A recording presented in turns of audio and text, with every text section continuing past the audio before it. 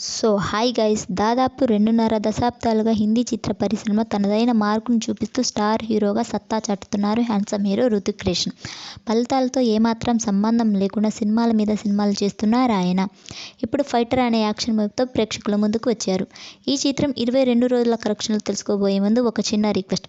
మన ఛానల్లోని వీడియోస్ చూసి నచ్చితే సబ్స్క్రైబ్ చేసి లైక్ కొట్టి షేర్ చేయండి. ఈ చిత్రానికి 200 కోట్ల మేర బిజినెస్ జరక్క అందుకు అనుగుణంగా ఈ సినిమాను 4200 స్క్రీన్లలో గ్రాండ్గా రిలీజ్ చేశారు. ఈ చిత్రం ప్రపంచవ్యాప్తంగా అన్ని ఏరియాలను మిక్స్డ్ టాక్ వచ్చినా ఫస్ట్ వీక్ భారీ వసూళ్లను రాబట్టగా రెండవ వారంలో మాత్రం డౌన్ అయ్యింది. ఈ చిత్రం 22వ రోజు 90 లక్షల నెట్ను 1.50 కోట్ల గ్రాస్ వసూలయ్యింది.